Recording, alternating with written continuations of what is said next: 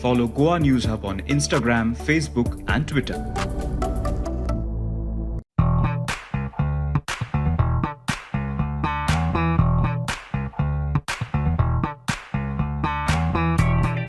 Hello everyone, this is Arbaaz. I am the co-founder and CEO of Custom Elements. Hi guys, this is Wasim here. I am the co-founder and CEO of Custom Elements. Before starting with Custom Elements, I used to work as an SAP consultant. That is a SAP developer in one of the companies called as Maventing in Bangalore. I was doing quite well. I was promoted to a team lead quite early in my life, and something was really hitting me that I can do something more than this. Definitely, I can do something more than this. At one time, after a lot of thinking and everything, I realized, okay, it's not going to happen. Nothing is going to happen till I receive a salary in my account every month end.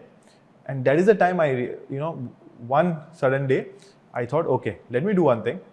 Let me not think of the idea first. Let me figure out, okay, if I can find someone to discuss about this. And one fine day, what I did was, I felt that, my friend, Wasim, would be interested in this or might be interested in this. So when I went and approached him, that is when I went and visited him in Nellore, where he was working as a business head for ECT fiber internet. Yes, basically I was the manager in Act FiberNet company, and it was basically the third India's largest ISP provider. So what happened was when I was in Nellore, this gentleman comes to Nellore saying that, Wasim, I just need some time off, so I'm coming to you and just wanted to talk to you something. So I said, yeah, you're more than welcome. Anyways, in Nellore, there was nothing much to do for me also. I mean, on a personal level. So I was like, yeah, come, we've got a house, we'll chill over there and everything. So he came in and he actually came up with an idea. Wasim, you are doing fine in your job, I'm doing fine in my job, but don't you think we can do something really, really big? And I was like, yeah, I think we also can do something. But what was it? So he's like, I'm doing fine, you're doing fine, but then if we actually come up together and can manage to think of something, we can start something of our own, a business, a venture of our own. I said, yes, why not? We should. And that's precisely where the whole thought that we need to start up started basically. It was only for 2-3 days that Arbaaz had come, and we were just thinking about it, and that was it. That was a very, very brief conversation that we had, in fact, at that moment. And then he again goes back to his job, to his life, and I'm happily doing my work, my job happily. And it was just a matter of a week that the next weekend I get a call from Arbaaz. It's like saying, bro, I told you we're starting up something. I said, yeah, but what's the idea? He's like, that we will come up. I said, okay, fair enough. The next bomb was, okay, I just resigned. I'm like, okay, that's a good thing. Okay, and that was a shocker for me. Like I always tell people who always ask us this, that was a shocker. But then it also happened that gave me also a solid amount of confidence and enthu that he's also very, very serious about where we should start, and that's how the whole startup journey began. So Custom Elements was not like, just came in. We discussed a lot of ideas. We kind of discussed, various ideas, and at a certain time, there was one of my friend who was working along with me in the SAP world about getting the same salary what I was getting. But then he saved, and like he bought a super bike. Okay, that was like 13-14 lakhs. At that certain moment, it all made me wonder, like, okay, how come he has almost the same salary as mine and everything. Then he bought a helmet worth 40,000-50,000. Then he ordered a jacket especially from Germany for around 80,000. We're like, okay, there is something in this market. I'm like, what is it? And then me and Wasim started, kind of researching about it. What exactly is motorcycling market? What we can do in this particular market? And then I think that is when we realized that there is a, this is a market where we want to be. Okay. And yes, we started with one Yes. certain idea. The first idea was more to Correct. do with making a platform for these people, where people, there will be like working like an aggregator for different garages, different stores, and we started with that idea. But slowly we realized that the thing is, starting with something which can Wasim, how would you describe it? So like Arbaaz rightly said, we started with the idea. First of all, we realized that there is a requirement, there is a market which a lot of people do not understand. So biking is let's say a segment, a niche, a cult. Whoever knows about it knows about it. Whoever does not know is not aware that there's something like this also happening. There's let's say somebody buying a helmet worth 60,000. How many of us possibly know it? But when you get to know the market, you get interested into it. So when we drill down, we realize that there are a couple of issues in the market, starting with the market is unorganized. So a lot of bikers do not really know where do they get these services. So let's say I want to completely design my bike, or I want a particular brand. Where do I get it? And that's where, like he said, that we thought of coming up with a platform which is going to bring in all the vendors on one page, and where the customers can actually look through them. They can browse through the ideas and come to a conclusion that yes, I need this. But then it just happened that the first 2.5 months, 3 months, once we approved this idea, we realized, boss, this is a great idea. This is the Facebook of biking. It's not going to make us money. It's not going to make us money. It was not moving forward. It was not moving forward for a really long time. So 2.5 months down, 2 lakhs down, whatever we had saved, bang, stop the idea and get into something else. So that's what happened. The next thing was, when we were actually in this 2.5 months, we again drilled down the market, drilled down to an extent where we started realizing where was the gap. And we realized that, okay, India is a country, but then in Europe and America, a lot of helmet customization is actually on the high, and we just happened to see around. There were few artists who were doing it on hobby basis, but nobody really started like a venture, a thought that this could be a company. And that's precisely where we started that side, wherein we started with helmet designing. So after 2.5 months, 3 months, we completely drilled down and we got to our next idea. This is the second venture in the same name, called Custom Elements.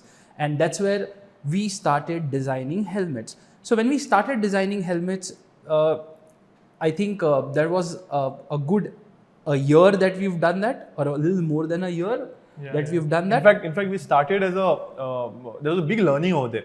When we started with designing helmets, we started, with some 2,000 rupees as a custom designing charges and everything. And somehow we were not able to get customers. I'm like, what's happening? So then we also realized it's not feasible also for us. We slowly, increase the price.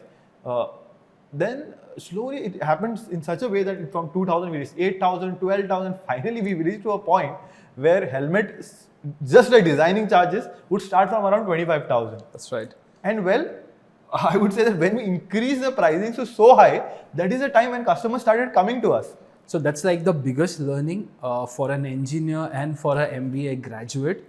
Though we learn enough of pricing points, or the P's of marketing and M's of marketing, deriving at a right price point, that is acceptable in the market, is very, very important. And that took us literally 8-9 months to reach over there, because when you give a hand-painted helmet to a person at 2,500, he's like, my God, very, very expensive.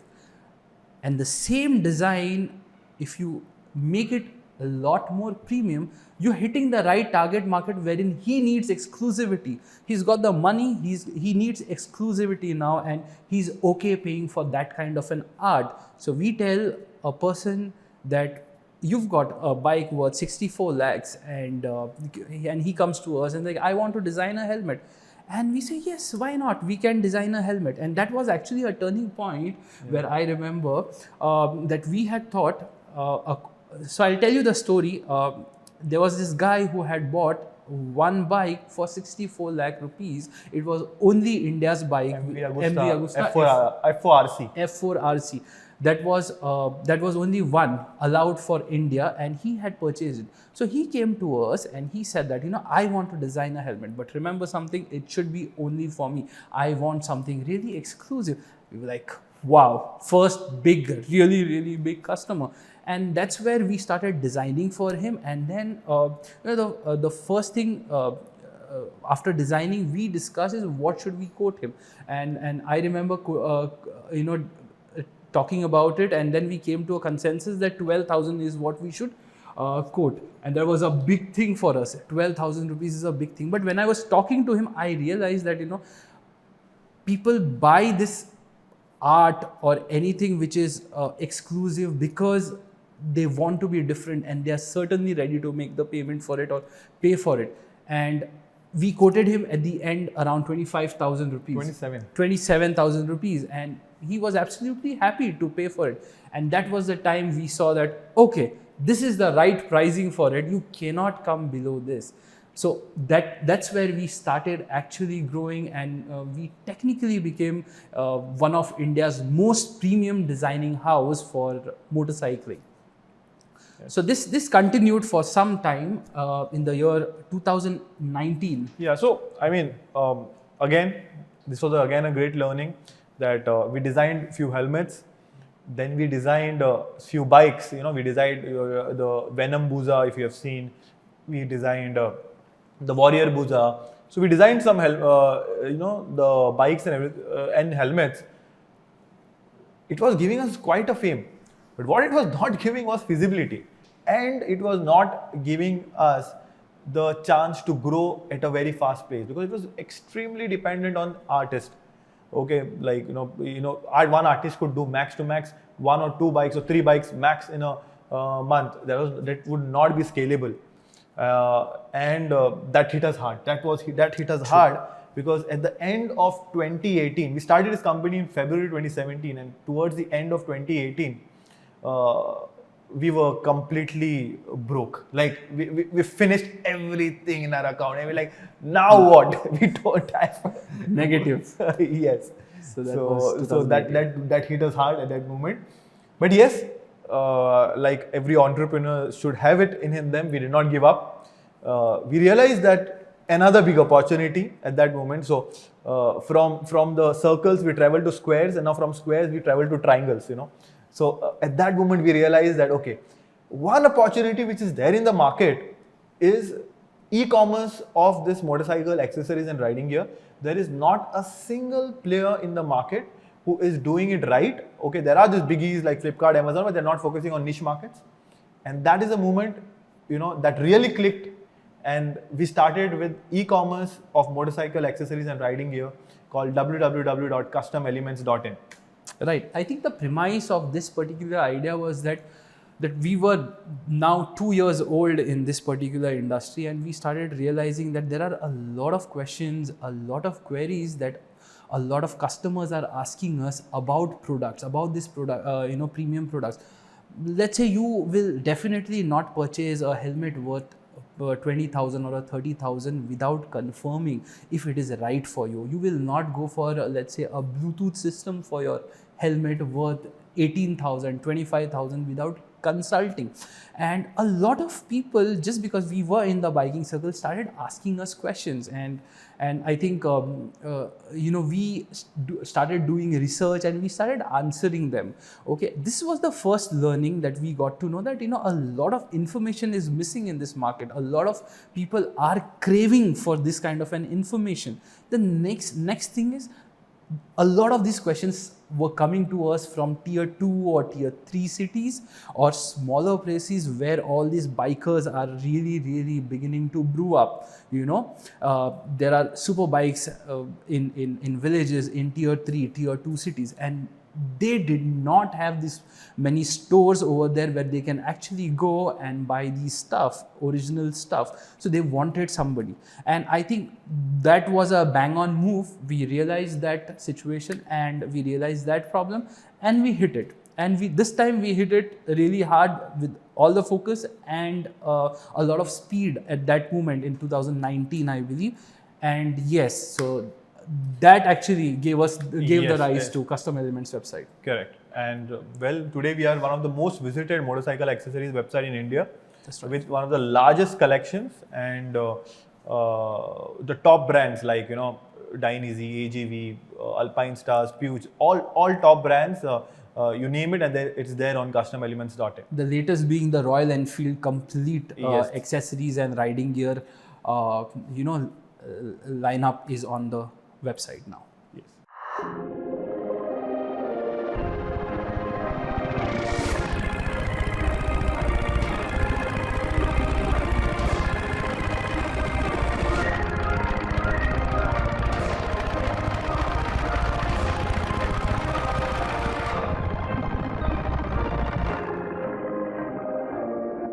Yeah, I think we never had to tell people. It was very, very obvious that you can't call up a Flipkart and ask, sir, मेरे पास Ninja है, मैं ये helmet खरीद सकता है क्या? Nobody is going to answer that. Yeah, so lot of people come with this, like, if I buy this bike, what accessories should I buy? So Flipkart will sell you, but it will not give you a domain-specific customer service. That is what it is. And of course, these products were not available also on Flipkart and Amazon, which helped us. The reason is Flipkart, Amazon focuses on more to do with mass market, Right. not to do with items which are more niche and more specific to a market. So that really helped us to our advantage. Another thing is that biking, or I believe any sort of niche, is very well connected. Motorcycling is for sure that way, where bikers are very, very well connected through WhatsApp, through groups and all. You help one of that guys, and a lot of them are going to come back to you. That's the beauty of this particular industry that we've realized, wherein if somebody is okay purchasing, let's say, a jacket worth 15,000, and you tell him, boss, you don't need that 15,000 rupees jacket, you need a 10,000 rupees jacket, that's going to be enough for you. He's going to be feeling happy about it, and he's going to share it with another 15 people, and then they're going to come back to you. And that's precisely how we've kind of we've taken the path in this particular industry, and yes, it has worked very well for us. I think whatever happened in our last two ventures were we came I think from to a certain extent, let's say, startups or mid-growing companies, where we had actually been used to working really hard or seeing the speed with which the businesses grow, and we had that thing. And in our last two businesses, we really did not see that churn happening. That sort of growth. It was very, very slow and humble and all. But when we started with, let's say, Custom Elements as a website, we started seeing that growth, and we started getting those calls, and we started getting those queries, and that's where we knew we are hitting it right and hard this time. And that's precisely where we started looking at it. We started bringing in a lot more brands within in a span of 6 months, 8 months, where the numbers in terms of sales as well as in terms of people calling us to get to know more, started happening. And that's, I believe, is one definite turning point. Correct. We've been seeing this, every month, every day that we've been, in this business. I remember as a child, or as let's say, children growing up, how many of these super bikes or really, really expensive bikes did we see in the market? Vis-a-vis, how many are we seeing now? Simple question: in your neighborhood, there's at least one super bike, or let's say a super bike or a bike which is more than 300 or 400 cc, isn't it? That was not there, let's say, 10-15 years back. And that precisely tells us that, the kind of growth India has in terms of savings, in terms of well-paying jobs, in terms of flourishing business is great. So when there is buying patterns changing, when there is spending power coming in, I think Europe, America, and all these developed countries have shown that biking is basically a cult, or let's say an activity which will start growing, fundamentally in a very, very big way. And So- India is on the line. So what's happening is it's not just the spending power. Of course, you know that the spending power of an average individual has increased in India. People are tending to spend more. But more than that, you will see that a lot of people are catching hold of some passion. Right. So people want, some people will go for sports, some people will go for, swimming or tracking, people are going with a different kind of sports altogether. In this, you will see that motorcycling is also one of those sports what people are pursuing. I wouldn't say sports, but rather passion what people are pursuing. At least, owning a Royal Enfield is becoming like a cult, people forming their groups, slowly that's increasing, and as per, you'll see the market data that this is going to increase at least by 6 to 7 CAGR. That's right. So that's what's going to happen. And we see this market growing quite to a large extent, and we being there as a top player. I think it's a first of all, it's a mindset that sometimes it's a troubling mindset. But yes, when you call yourself a startup and not an orthodox business, that comes in you. So when there is more business, you increase people. That's a thought, but it's a thought of an orthodox business. You hire to bring in more business is a thought of a startup. And I think being in with the previous experience, previous jobs, we've realized that you need people with the right skills and right set of mind to and go get an attitude to actually go grab the business which is already available in the market. You think that somebody is going to come and give you the business and then you're going to hire. That's not going to happen. Exactly. So, I mean, you can't be like an orthodox business, as Wasim said, that you hire after you make profits, and that doesn't work, because that is a you will grow, but slowly. But then if you have seen opportunity, it's lying there before someone else grabs it, take that risk, hire, grab that opportunity and pay these guys. So that's how it works in a startup world. So Goa was like a accident, I would rather say, because we started this company in Bangalore, because we were in Bangalore. I was working in Bangalore. He was working there. After Nellore.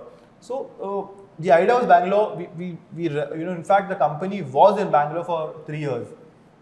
After which what we did was the COVID hit. Yes, the COVID hit in 2020. Right. We came down just because it was lockdown. We came to our homes, and we realized the business is increasing in COVID. Okay, we thought the business would be not working well because because there's a lockdown and there's no couriers working very well, but then started increasing. First thing why I personally believe that markets picked up is people were sitting at home getting bored, and you cannot stop. You cannot jail bikers. Or anybody for the matter of fact. And, the whole idea that one day this pandemic is going to get over and, we are going to go ride really, really long. People started buying.